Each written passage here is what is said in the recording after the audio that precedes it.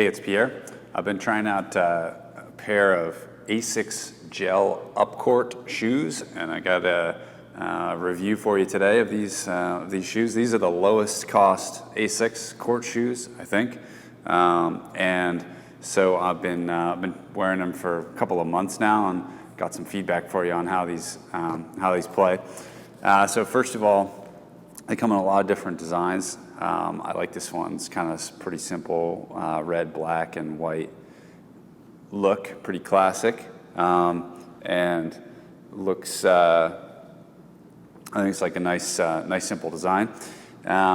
When I first put these on, my initial impression of these was mediocre, and over the last couple months, They've sort of broken them in, and I feel better about them now than I did in the beginning. The first thing that I noticed when I first put them on was, I don't know if, I'll try to include a picture if I took one back then, but the sole of the shoe was affixed incorrectly. It wasn't laid down like in the proper spot in the shoe. It was glued down like cockeyed kind of.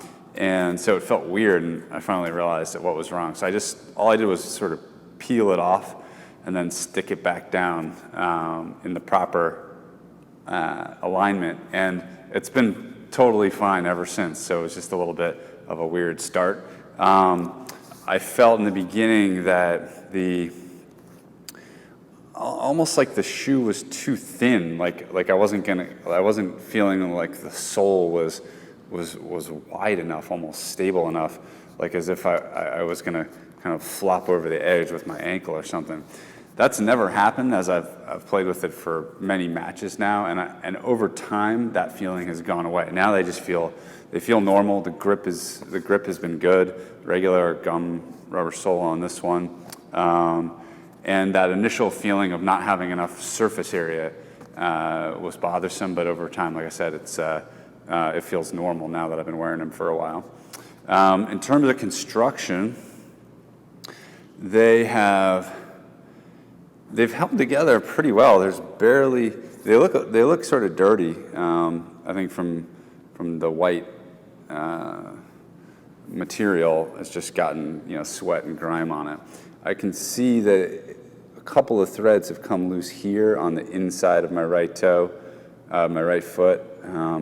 In a way that I haven't had. That's not a place I normally wear my shoes down, so we'll see over time how that plays out. And other than that, they've held together well. There's no real wear and tear on the other shoe, on the left shoe.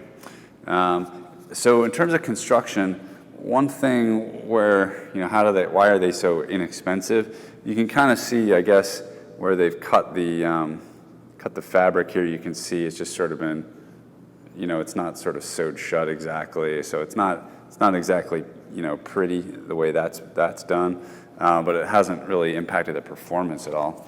The tongue is quite thin. I don't know if you can see the inside of the shoe is sort of showing in there. I'll try to include a picture of that as well. But it's not a very wide tongue. It's kind of thin. Again, it's mostly an aesthetic thing as far as I can tell, but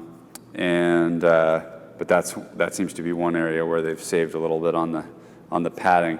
In terms of I have felt comfortable, with my knees, and just after playing for a while with these, I haven't noticed any sort of aches and pains in my legs, so they've been good from that perspective. So on the whole, I think that these look cool. They're at a good price. I think these are probably a good shoe if you're not, if you're starting out or you're just looking. Whoops.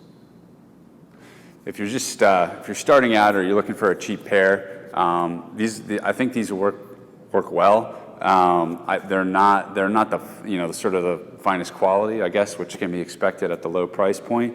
But they've worn in well. My first impression was, but as I've gone on, I've grown to like them more, and So they're a good option if you're looking for a good deal and want to just get out on court and maybe get into squash, but aren't sure you want to splurge on an expensive pair of shoes. So this is the Asics Gel Upcourt.